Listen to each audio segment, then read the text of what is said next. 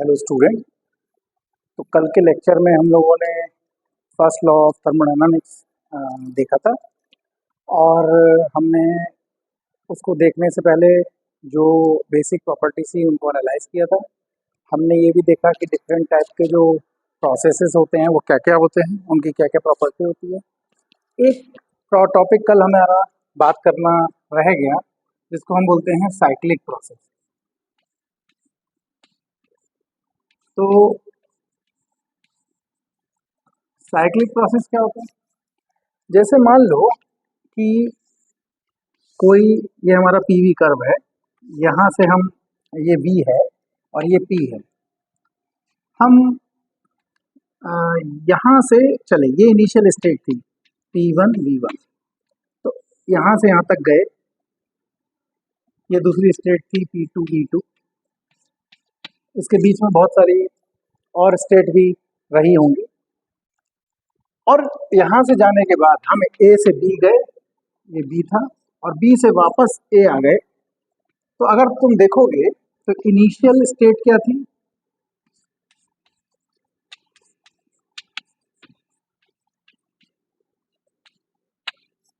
वो थी T1 V1, और भी कुछ हो सकता है, T1 भी हो सकता है, लेकिन अभी हम T1 P और V की बात कर रहे हैं। और फाइनल स्टेट क्या थी? वो भी थी P1 V1। तो अगर कोई थर्मोडायनेमिक प्रोसेस ऐसे हो रहा है कि उसकी इनिशियल और फाइनल जो स्टेट हैं वो सेम है, तो उस प्रोसेस को हम लोग साइक्लिक प्रोसेस कहते हैं। तो साइक्लिक प्रोसेस में क्या क्या नहीं चेंज हुआ होगा? देखो, यहाँ से यहाँ तक गए तो आपने पहले कितना एरिया कवर किया? कितना एरिया कवर किया? पूरा एरिया कवर किया जब आप यहाँ से यहाँ तक गए। ये पूरा एरिया आपने कवर किया होगा, ठीक है? तो वर्क डन इतना हुआ होगा, ठीक। और जब आप वापस आए, इतना एरिया आपने कवर किया होगा। कब? जब आप A से B गए होगे, ठीक। तो कुछ वर्क डन हुआ होगा क्योंकि वॉल्यूम इंक्रीज हो रहा है। उसके बाद जब आप वापस आए होगे तो यहाँ से इस रूट से वापस आए तो इतना एरिया आपको वापस मिल गया होगा, ठीक। तो ये इतना वर्क डन आपको वापस मिल गया होगा। देखो, यहाँ से यहाँ तक वॉल्यूम इंक्रीज हो रहा था, work is done by the system था, और यहाँ से यहाँ तक वॉल्यूम डिक्रीज हो रहा है, तो ये work is done on the system हो गया। तो जो आपका इफेक्टिव वर्क डन हुआ वो ये हुआ, ठीक है। बेसिकली पहले ये पूरा एरिया था, उसके बाद वापस जब आए तो इतना एरिया हमको मिला, तो बचा कितना? इतना, तो कुछ वर्क डन हुआ। अच्छा, जब वॉल्यूम आपने इंक्रीज किया तो प्रेशर इंक्रीज हुआ, फिर डिक्रीज हुआ, उसके बाद फिर डिक्रीज हुआ, फिर इंक्रीज हुआ, तो इसमें कुछ हीट एक्सचेंज हुई होगी। लेकिन मजे की बात यह है कि ये कुछ इस तरीके से एक्सचेंज हुई होगी कि यहाँ से जब अगर आप du लिखोगे तो du हो जाएगा आपके पास delta Q minus delta W। तो जब आप इस प्रोसेस में गए तो जितना du यहाँ से यहाँ तक चेंज हुआ, या इंटरनल एनर्जी जितनी चेंज हुई, उतनी ही इंटरनल एनर्जी यहाँ पे भी चेंज हो गई होगी। बस यहाँ पे ये बढ़े, ये यहाँ पे ये पॉजिटिव अगर हुई होगी तो इधर में ये नेगेटिव हो गई होगी, क्योंकि जब इनिशियल और फाइनल कंडीशन सेम है तो du जो होगा, टोटल du जो होगा वो 0 होगा। ये जो du मैंने लिखा है ये यहाँ से यहाँ तक जाने का du है। जब आप यहाँ से यहाँ तक वापस आओगे तो क्योंकि फाइनल और इनिशियल कंडीशन सेम है, तो जितना इंटरनल एनर्जी यहाँ से यहाँ तक जाने में चेंज हुई, उतनी ही इंटरनल एनर्जी यहाँ से यहाँ तक वापस आने में चेंज हो जाएगी।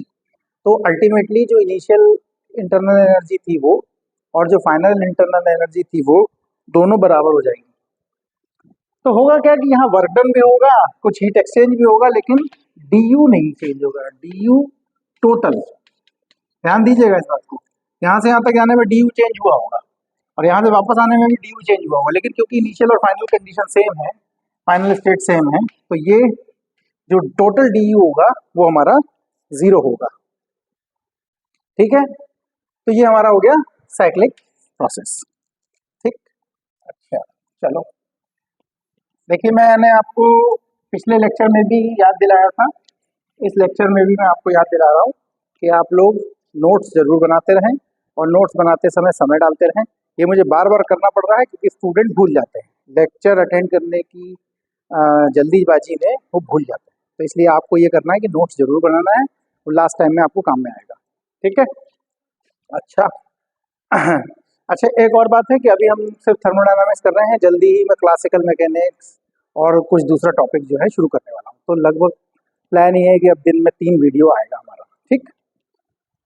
हाँ जी। अच्छा, एक और बात, मैंने ये आपसे कहा था कि इस जो लेक्चर हम लोग यहाँ पे कर रहे हैं, इस लेक्चर का मेन पर्पस कोर्स खत्म करना नहीं। इस लेक्चर का मेन पर्पस ये है कि हम अंडरस्टैंडिंग डेवलप करें। और अभी हम मोस्टली थ्योरी कर रहे हैं, कुछ टॉपिक्स आ रहे हैं उनके न्यूमेरिकल भी कर रहे हैं। धीरे से हम ये करेंगे कि जब हमारी थ्योरी पूरी हो जाएगी तो हम उनके न्यूमेरिकल भी डिस्कस करना शुरू करेंगे, जो पिछले सालों में नेट में या गेट में या किसी दूसरे पीएचडी के एंट्रेंस में आए हैं, उनको हम लोग यहाँ पे डिस्कस करेंगे। लेकिन पहले थ्योरी कंप्लीट कर लें। लेकिन आप लोगों को जो भी डाउट है वो आप कमेंट कर सकते हो, क्वेश्चन डाल सकते हो, हम उसका जवाब का वीडियो बना के आपको भेज सकते हैं। तो इस लेक्चर, ये जो हमने लेक्चर अटेंड करना बनाना शुरू किया था, इसका एक पर्पस, हमने इसको अलग अलग पार्ट में डिवाइड किया था।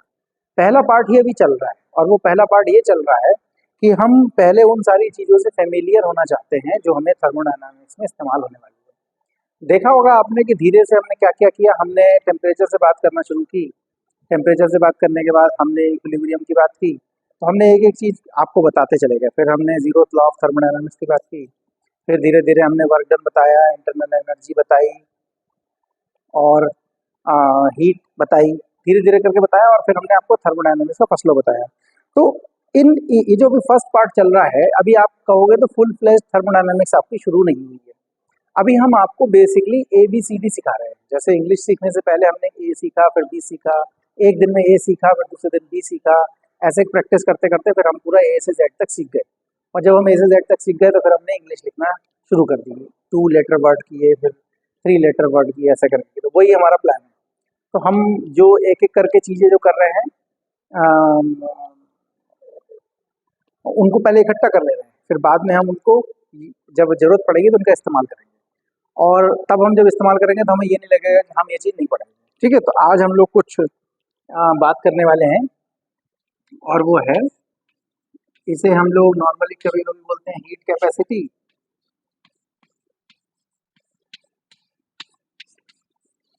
या कुछ कभी कभी हम इसको स्पेसिफिक हीट भी बोलते हैं,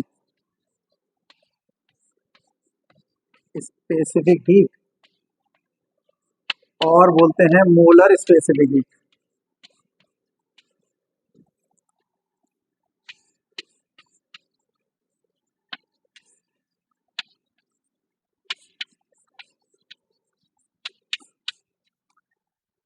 अच्छा, तो कुछ लोग कहते हैं कि ये सब सेम चीज़ है, कुछ लोग कहते हैं कि नहीं, सेम चीज़ नहीं है, इनकी अंडरस्टैंडिंग सिमिलर है। तो सबसे पहली बात ये है कि बात शुरू कहाँ से हुई, और ये थी तो ये क्यों आई, और ये थी तो फिर ये क्यों आई। तो जैसे हम लोग कोई भी काम करते हैं तो हम लोग उसमें हमेशा अपना एक फ़ायदा खोजते हैं। हम हमेशा ये देखना चाहते हैं कि कोई चीज़, हम कोई काम कर रहे हैं तो उस काम करने से हमें कुछ फ़ायदा होगा या नहीं होगा। तो जैसे क्या किया गया कि लोहे को गर्म किया गया।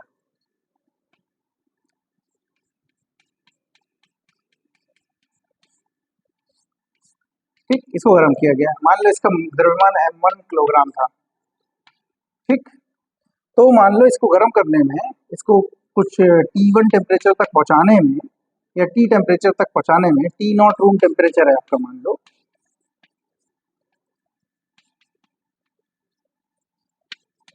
तो इसको T टेम्परेचर तक पहुंचाने में मान लो डेल्टा Q हीट दी गई। ये क्या था हमारे पास, ये आयरन था। ठीक, अब जब किसी को बताया गया कि इसको हीट करने में, T1 टेम्परेचर तक हीट करने में हमें इतनी एनर्जी देनी पड़ रही है m1 तक। दूसरा बंदा था, अच्छा उसे ऐसा कर लो, थोड़ी देर के लिए मास हटा दो, उसने बताया कि आयरन को गर्म करने के लिए T1 टेम्परेचर तक डेल्टा Q हमें एनर्जी लग रही थी। अब वो बंदा, दूसरा बंदा सुन के घर गया, उसने क्या किया, उसके घर में एक आयरन का टुकड़ा पड़ा हुआ था, उसने भी उसको T1 टेम्परेचर तक गर्म किया। तो ये हमारे पास सैंपल 1 है और एक हमारे पास दूसरा सैंपल भी था, ये था सैंपल 2। लेकिन आप देख ही रहे हो कि ये इससे बड़ा दिख रहा है, ये भी आयरन है। अब क्या हुआ, ये बंदा बोलता है उसको कि यार तुम तो कह रहे थे इसको टी टेम्परेचर में लाने के लिए हमें डेल्टा क्यू हीट लगेगी, लेकिन मुझे तो डेल्टा क्यू डैश हीट लगी, ज़्यादा हीट लगी। ये भी बता देता हूँ कि डेल्टा क्यू डैश बड़ा है डेल्टा क्यू से। तो उसने कहा कि कुछ या तो तुम झूठ बोल रहे हो, तुमने मुझे पूरी बात नहीं बताई, क्योंकि ऐसा नहीं हो सकता। तुमने कहा आयरन को गर्म करो, मैंने आयरन गर्म किया। तुमने कहा टी टेम्परेचर तक गर्म करो, मैंने टी टेम्परेचर तक गर्म किया, लेकिन फिर हीट में एक्सचेंज में अंतर क्यों? तो वो बोलता है कि नहीं, मैंने तो तुमसे कुछ नहीं छुपाया, मैंने तो तुम्हें पूरी बात बताई, ऐसा कैसे हो गया? चलो तुम मुझे अपना टुकड़ा दिखाओ। तो उसने देखा कि ये वाला आयरन का टुकड़ा उस वाले आयरन के टुकड़े से बड़ा था। ठीक, तो सबसे पहले एक चीज डिफाइन की गई जिसको बोला गया हीट कैपेसिटी।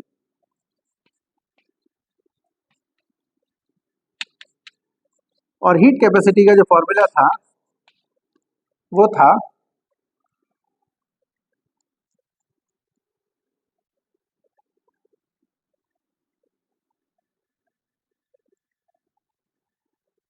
अ,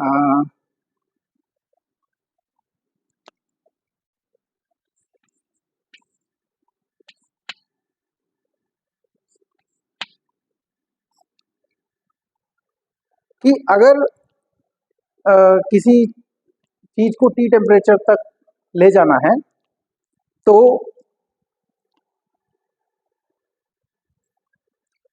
तो जैसे ये टी नॉट टेम्परेचर था और ये टी था, तो इसका टेम्परेचर कितना चेंज हुआ?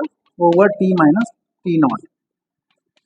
तो ये देखा गया कि अगर किसी ऑब्जेक्ट का डेल्टा टी टेम्परेचर चेंज करना है तो उसे कितनी एनर्जी देनी, कितनी हीट एनर्जी देनी है, उसका रेशियो जो है हीट कैपेसिटी कराया।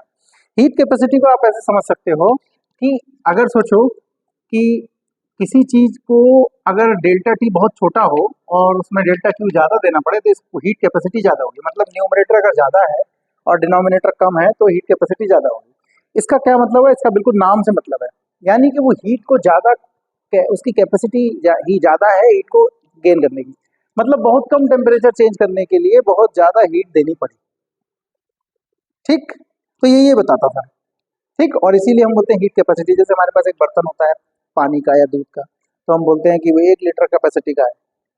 तो हीट कैपेसिटी की डेफिनेशन थी कि अगर किसी ऑब्जेक्ट का T delta T temperature change करना है, या सही डेफिनेशन की बात करें तो पर unit change in temperature the heat given पर unit change in temperature is called the heat capacity. ठीक, और इसकी दूसरी डेफिनेशन जो मैंने समझा है कि अगर डेल्टा टी कम है और डेल्टा क्यू ज़्यादा है, इसका मतलब बहुत कम अमाउंट चेंज करने के लिए टेम्परेचर का बहुत ज़्यादा हीट की जरूरत है। यानी कि वो उसमें इतनी कैपेसिटी, नॉर्मली तो किसी चीज़ को टीन है, टीन को तुम थोड़ा सा गर्म करो वो तुरंत टेम्परेचर उसका बढ़ जाएगा, यानी उसकी हीट कैपेसिटी ज़्यादा नहीं है। दूसरी तरफ एक तुम लोहे का टुकड़ा ले लो, उसको तुम जब बहुत गर्म करोगे तब जाके उसका टेम्परेचर चेंज होगा, यानी कि वो बहुत सारी हीट को एब्जॉर्ब कर सकता है, ले सकता है। ठीक, और टीन जो जैसे ये अलमारी और बक्से बनाए जाते हैं उस टीन की बात कर रहा हूँ मैं। दूसरी तरफ उसको थोड़ा सा ही टेम्परेचर, उसको थोड़ा सा ही हीट देने पर उसका टेम्परेचर बढ़ जाएगा, तो उसकी हीट कैपेसिटी कम है। तो जब ये देखा गया, तो जब इस केस में ये निकाला गया तो ये इतना आया। इस केस में जब निकाला गया तो ये आया delta Q dash upon delta T. तो टेम्परेचर चेंज सेम है लेकिन डेल्टा क्यू अलग था। तो शुरुआत यहीं से हुई कि हीट कैपेसिटी, कि किसी किसी ऑब्जेक्ट की हीट को कंटेन करने की जो कैपेसिटी है उसे हीट कैपेसिटी बोल रहे हैं पर यूनिट टेम्परेचर। ठीक, पर यूनिट टेम्परेचर क्यों बोला गया? क्योंकि जैसे जैसे आप हीट देते जाओगे वैसे वैसे टेम्परेचर चेंज होता जाएगा। तो अब हमें ये देखना है कि किसका टेम्परेचर कम चेंज हो रहा है और वो हीट ज़्यादा ले रहा है, या किसका टेम्परेचर ज़्यादा चेंज हो जा रहा है थोड़ी सी हीट में, तो कौन हमारे काम का है। अब आप बोलोगे कि कैसे पता? कुछ केसेस में हमको ऐसी चीज़ों की ज़रूरत होती है जिनमें हम टेम्परेचर चेंज नहीं करना चाहते लेकिन हीट एक्सचेंज बहुत करना चाहते हैं। कुछ केसेस में ऐसा होता है कि हम बहुत कम हीट देके ही उसको हीट एक्सचेंज कर लेना चाहते हैं, टेम्परेचर बढ़ा देना चाहते हैं। जैसे जैसे मान लीजिए कि आप आपके घर में खाना बनाने का बर्तन है, तो घर में आपके घर में तवा होगा और कुछ लोहे के बर्तन होंगे। और स्टील के बर्तन होंगे। कुछ बर्तन होंगे जो बहुत हल्के होंगे, कुछ बर्तन ऐसे होंगे जो भारी होंगे। तो जैसे तवा है, तो तवा मोटा अच्छा होगा या पतला अच्छा होगा, ये सोचने की बात है। तो तवा जो है थोड़ा मोटा वाला अच्छा होगा। उसकी एक बात है कि आप कहोगे कि सर वो तो गर्म होने में बहुत टाइम लेगा, बात सही है, वो गर्म होने में बहुत टाइम लेगा, लेकिन जब वो एक बार गर्म हो जाएगा तो फिर वो बहुत जल्दी ठंडा नहीं होगा। तो ठंडा अगर हल्का तवा होगा, पतला तवा होगा, तो जैसे ही आपने गैस पर रखा तुरंत गर्म हो जाएगा, रोटी आपकी जम जाएगी। ठीक। तो ये एग्जाम्पल हुआ कि आपके पास मोटा बर्तन होना चाहिए। दूसरी तरफ आप पानी गर्म कर रहे हो, तो फ्राइंग पैन जो है आपका, तो फ्राइंग पैन में पानी की अपनी क्वालिटी है, वो धीरे धीरे गर्म होता है, तो फ्राइंग पैन से उसको कोई फर्क नहीं पड़ रहा। तो उस जगह आप चाहते हो कि आपके पास थोड़ा पतला बर्तन हो, फ्राइंग पैन जो यहाँ पे है, या चाय बनाने का बर्तन जो है, और दूसरी तरफ ये जो रोटी बनाने का जो तवा है, आप चाहते हो थोड़ा मोटा हो। आपने देखा होगा जो हलवाई होते हैं उनके तवे बहुत मोटे होते हैं, वो इसीलिए होते हैं कि एक बार वो हीट अटेन कर लेंगे तो फिर वो टेम्परेचर चेंज ज़्यादा नहीं होने देंगे और हीट को कंटेन करके रखेंगे। तो अब प्रॉब्लम ये हुआ कि इन्होंने डेल्टा टी टेम्परेचर चेंज किया, इन्होंने भी डेल्टा टी टेम्परेचर चेंज किया, लेकिन प्रॉब्लम ये हुआ कि ये अलग अलग आ रहा था। तो समझ में आया कि कुछ गलती है। तो पहली बात तुम्हारी हो गई हीट कैपेसिटी। हीट कैपेसिटी क्या है? The heat given to a system per unit change in temperature is called the heat capacity. ठीक है, इसकी यूनिट क्या हो जाएगी? हीट कैपेसिटी की यूनिट जो हो जाएगी, ये क्या है? ये कैलोरी में हो सकता है या जूल में हो सकता है, और टेम्परेचर काय में हो सकता है? या तो डिग्री सेल्सियस में हो सकता है, या केल्विन में हो सकता है, फ़ारेनहाइट में भी हो सकता है। ठीक। तो जो टेम्परेचर की यूनिट है वो टेम्परेचर की यूनिट यूज़ कर लेते हैं, और जो हीट की यूनिट है वो हीट की यूनिट यूज़ कर लेते हैं। तो इसकी यूनिट हो गई कैलोरी पर, या तो हो गई कैलोरी पर डिग्री सेल्सियस, या हो गया कैलोरी पर डिग्री केल्विन, या हो गया जूल पर डिग्री सेल्सियस, या हो गया जूल पर डिग्री केल्विन।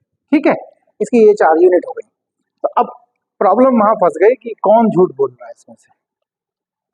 वो कह रहा है कि नहीं मैंने तुम्हें पूरी बात बताई, मैंने कुछ गलत नहीं बताया। मैंने कहा कि मेरे पास लोहे का टुकड़ा है और लोहे के टुकड़े को मैंने डेल्टा टी टेम्परेचर तक गर्म किया, या टी टेम्परेचर तक गर्म किया, तो मुझे डेल्टा क्यू हीट देनी पड़ेगी। इस बंदे ने कहा नहीं यार, मेरा केस में तो अलग है, ये डेल्टा क्यू तो ज़्यादा लग रहा है, तुमने तो कहा था 1 किलो गैस में हो जाएगा, मुझे तो 1.5 किलो गैस लग गई।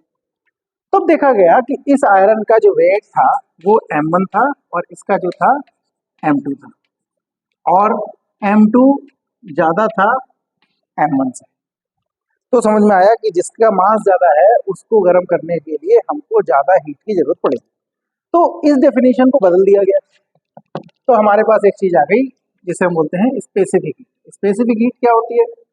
किसी ऑब्जेक्ट के delta Q temperature, delta T temperature per unit द्रव्यमान, पर यूनिट मास को किसी ऑब्जेक्ट के को दी गई ऊर्जा जो है per unit temperature change and पर यूनिट मास को हम उसकी स्पेसिफिक हीट कहते हैं। अब क्या किया गया, जब इस पूरे सेटअप को इसके मास से डिवाइड किया गया, और इस पूरे सेटअप के मास को इससे डिवाइड किया गया, तो दोनों क्वांटिटी बराबर हो गई। ये अंतर क्यों आ रहा था? इसका मास ज़्यादा था, उसका मास कम था। ये आप बहुत इजीली देख सकते हो। आप एक कटोरे में पानी गर्म करो गैस पे, ये छोटे बर्तन में पानी करो तुरंत गर्म हो जाएगा।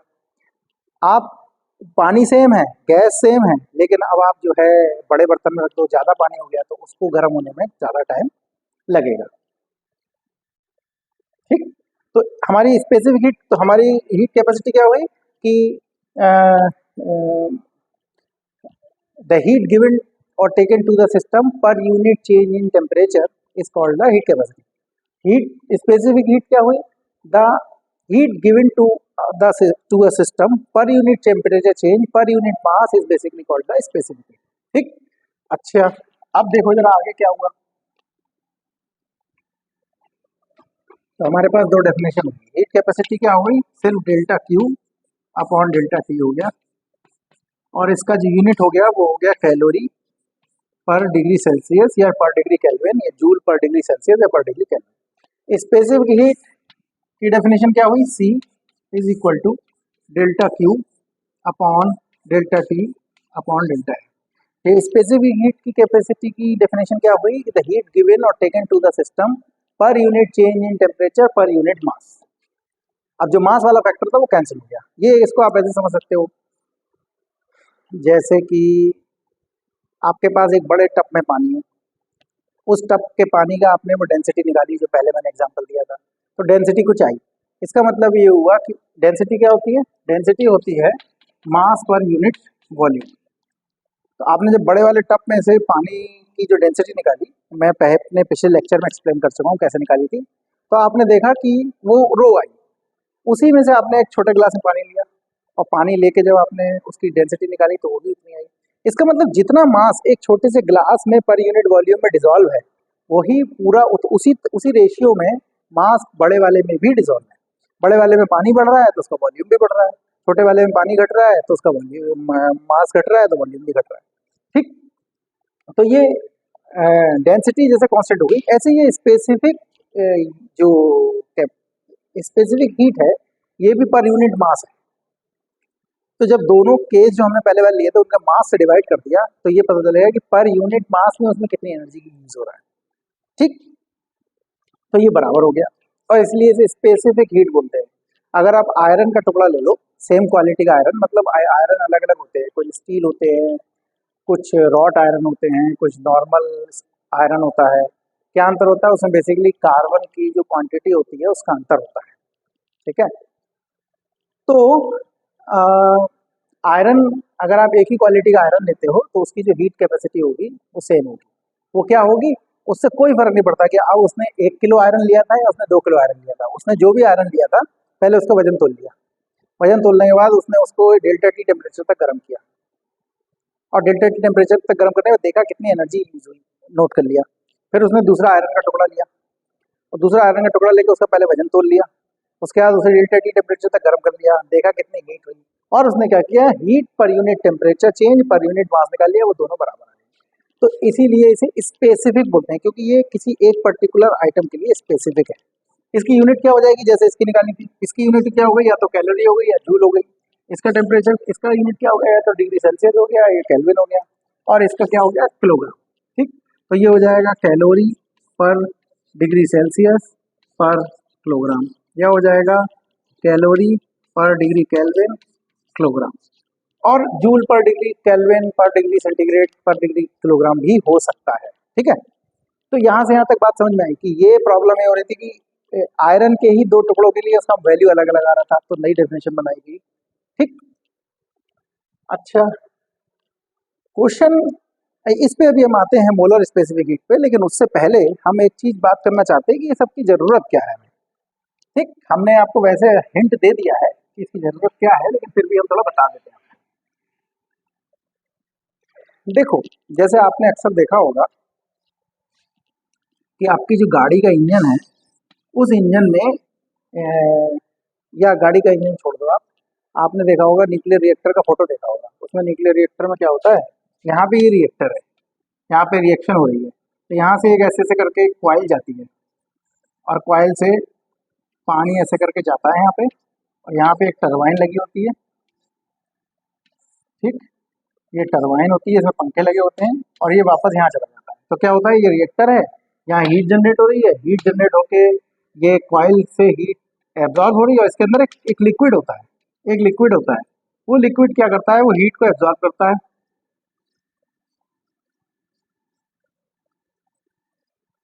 वो हीट को एब्जॉर्ब करता है तो उससे उससे वेपर बनती है, वेपर बनती है तो वो यहाँ आती है, यहाँ आती है, इस पंखे को घुमाता है और पंखे को घुमाता है तो हमारी बिजली बनती है, और जब वो पानी वो ठंडा हो जाता है तो वापस इधर चला जाता है।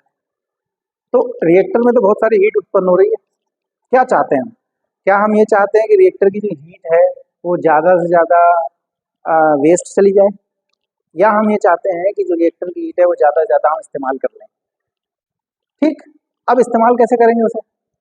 अच्छा एक और बात है, जब ये लिक्विड इसके अंदर जो घूम रहा है, जब ये इसके अंदर घूम रहा है तो जब इसको हीट एब्जॉर्ब कर रहा होगा उसका टेम्परेचर भी बढ़ रहा होगा, तो अगर बहुत ज़्यादा टेम्परेचर बढ़ जाएगा तो ये तो पिघल जाएगा। तो हमें कैसा मटेरियल चाहिए, क्या लगता है आपको? हमको ऐसा मटेरियल चाहिए जो बहुत कम टेम्परेचर चेंज में ही बहुत सारी हीट एब्जॉर्ब कर ले, या हमें ऐसा लिक्विड चाहिए जो बहुत कम हीट ले और बहुत ज़्यादा टेम्परेचर बढ़ा ले? ठीक, तो अब दोनों केस डिस्कस करते हैं। अगर ये सिस्टम यहाँ से बहुत सारी हीट ले ले और बहुत कम टेम्परेचर अपना चेंज करे तो क्या होगा, हमारे पूरे सिस्टम का टेम्परेचर नहीं बढ़ेगा, और बहुत आसानी से ये ज़्यादा से ज़्यादा हीट यहाँ से लेके यहाँ से घुमा के यहाँ ले आएगा, और जितनी ज़्यादा हीट लेगा उतनी ज़्यादा भाप बनेगी, भाप स्ट्रांग बनेगी और मोटर को उसी हिसाब से टरबाइन को घुमा पाएगी। यानी कि इसकी हीट कैपेसिटी ज़्यादा होनी चाहिए, मतलब कम टेम्परेचर चेंज पे ये बहुत सारी हीट को एब्जॉर्ब कर सकते, ठीक। तो जो कूलेंट होते हैं, आपने गाड़ियों में देखा होगा, एक कूलेंट डाला जाता है, रेडिएटर होता है। रेडिएटर क्या करता है, इंजन को ठंडा करने का काम करता है। तो इंजन कुछ इस तरीके का होता है, इंजन ऐसा होता है, और इस पूरे इंजन में एक ऐसे करके अंदर में, और हर जगह ये डबल डबल लाइनिंग होती है, ये इंजन को ठंडा करने के लिए होती है, और एक लिक्विड इधर से एंटर करता है इसमें और इधर से निकलता है, और वो लिक्विड ऐसा होता है कि उसको बीच में ठंडा करना पड़ता है। तो अगर ऐसा लिक्विड होता जो थोड़ी सी भी हीट लेके तुरंत टेम्परेचर बढ़ जाता, तो इंजन का टेम्परेचर और बढ़ जाता। हम तो इंजन को ठंडा करना चाह रहे हैं ना, तो इंजन को ठंडा हम कैसे करेंगे, उससे हीट लेके करेंगे या उसको हीट देके करेंगे? ऑब्वियसली उससे हीट लेंगे। तो जब लिक्विड यहाँ घुस रहा है तो वो ठंडा होगा, और जब इसके अंदर घूमेगा तो वो गर्म हो जाएगा। क्यों गर्म हो जाए, वो इससे हीट ले लेगा और हीट लेके यहाँ से निकल जाएगा, तो ये इंजन ठंडा हो जाएगा। लेकिन अगर लिक्विड आपका ऐसा है कि जो थोड़े से टेम्परेचर, थोड़ी सी एनर्जी में ही हीट हो जा रहा है, तो फिर वो हीट को निकाल नहीं पाएगा। तो यानी कि हमें ऐसा ऑब्जेक्ट चाहिए जिसकी स्पेसिफिक हीट कैपेसिटी ज़्यादा हो, बहुत कम टेम्परेचर चेंज करने पर ही वो ज़्यादा से ज़्यादा हीट को ले ले। तो जब ये इधर से घुसेगा तो खूब सारी हीट इससे एब्जॉर्ब करेगा और यहाँ से निकलेगा, लेकिन यहाँ से यहाँ तक पहुँचते पहुँचते उसका टेम्परेचर चेंज नहीं होगा, ठीक। तो ये वो केस है जिस केस में हमको एक ऐसा लिक्विड चाहिए जिसकी हीट कैपेसिटी ज़्यादा हो। इंजन में हम उसी मटेरियल का बनाते हैं, क्यों नहीं हम इंजन जो है किसी हल्के मटेरियल का बना लेते हैं, ठीक।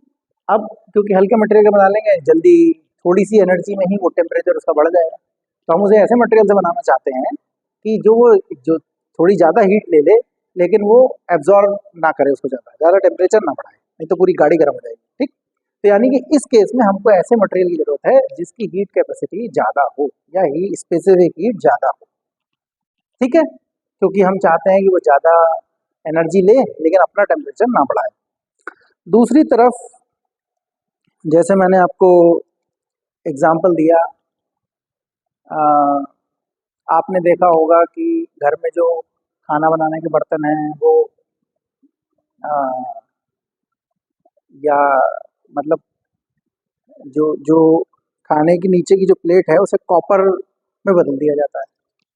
तो कॉपर क्या होता है, कॉपर बहुत अच्छा हीट कंडक्टर होता है हीट का, तो थोड़ा सा एनर्जी लेके भी वो अपना टेम्परेचर बढ़ा देता है, तुरंत बढ़ा लेता है।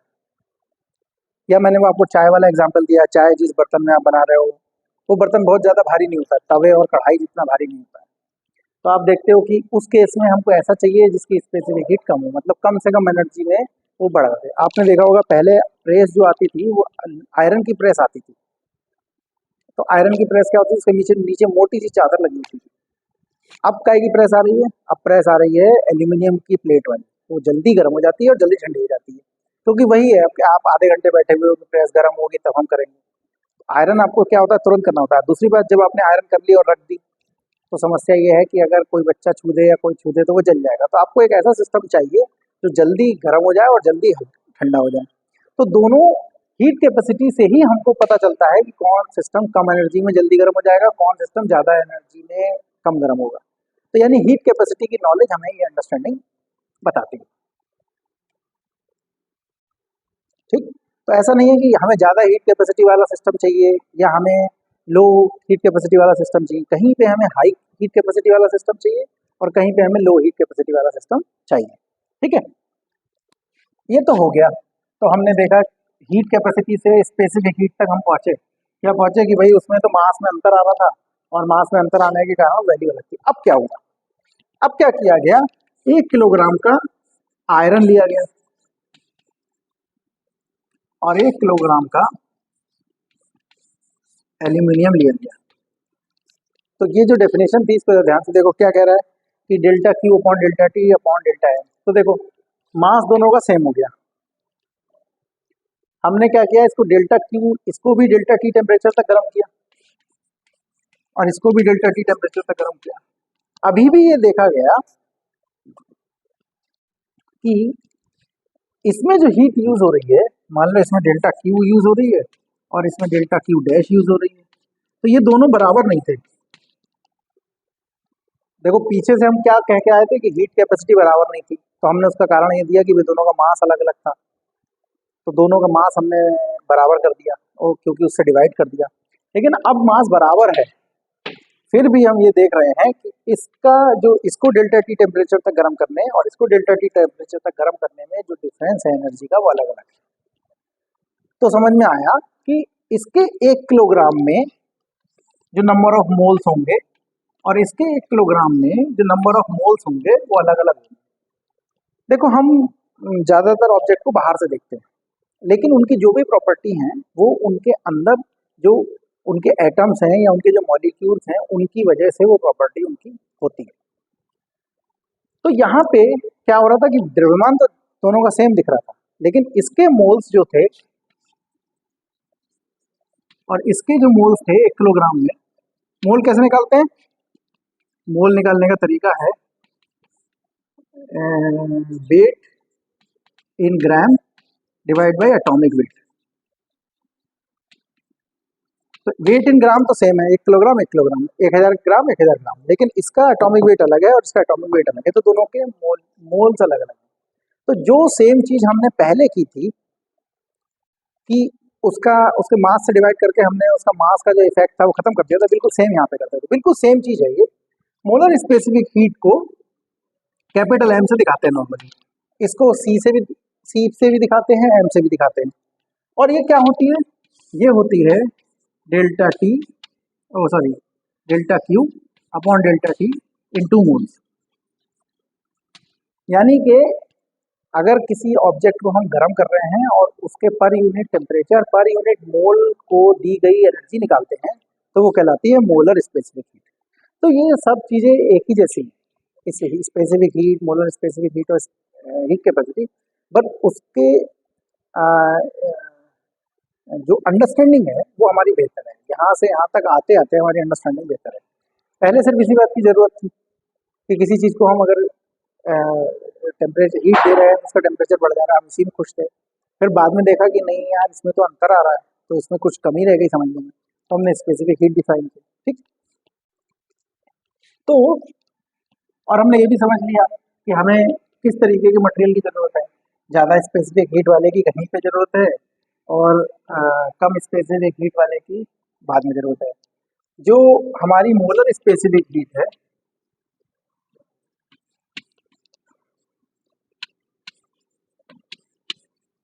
ये 2 तरीके की होती है। एक होती है कांस्टेंट प्रेशर पे, अभी हम डिस्कस करेंगे इसको जाके, कांस्टेंट प्रेशर पे, और दूसरी होती है कांस्टेंट वॉल्यूम पे।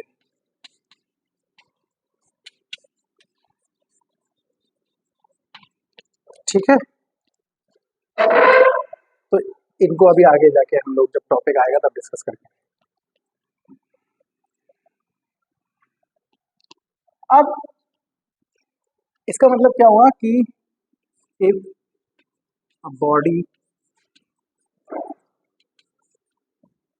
Body of mass m is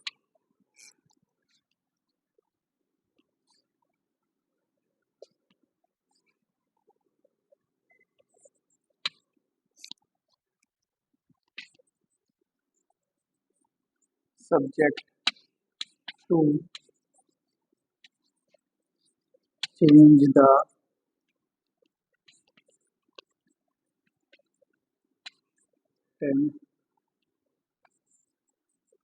temperature delta T. कोई ऑब्जेक्ट है जिसका मास m है और हमने उसका टेम्परेचर डेल्टा टी चेंज किया है, एंड हीट गिवन जो है वो डेल्टा क्यू है। तो स्पेसिफिक हीट से क्या फार्मूला हो गया?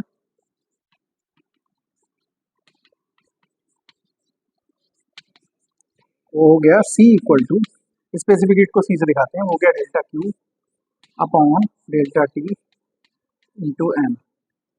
इसको सॉल्व कर लो तो डेल्टा क्यू हो गया M C delta T.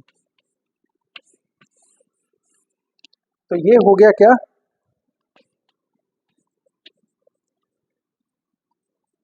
Amount of heat given to change the temperature. ठीक है, मतलब आपके पास 0 डिग्री सेंटीग्रेड का वाटर था, आपने इसको 100 डिग्री सेंटीग्रेड का वाटर बना दिया, और ये मान लो 1 किलोग्राम था, ये मान लो 10 ग्राम था, जितना भी था।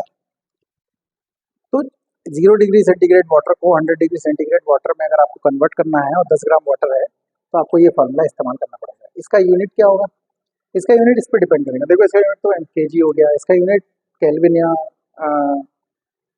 डिग्री सेंटीग्रेड हो गया। ये अगर कैलोरी में है तो ये कैलोरी में होगा, ये अगर जूल में है तो ये जूल में।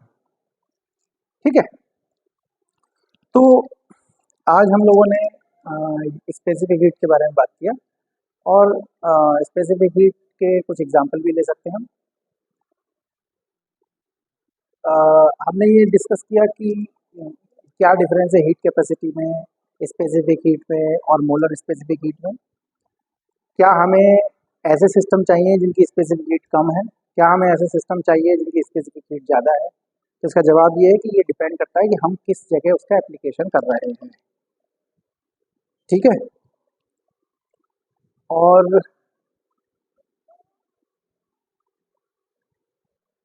अब यहाँ पे एक चीज़ ध्यान देने वाली है कि ये हीट तभी एक्सचेंज होगी जब टेम्परेचर का एक्सचेंज होगा। अपने नेक्स्ट लेक्चर में हम लोग बात करेंगे लेटेंट हीट।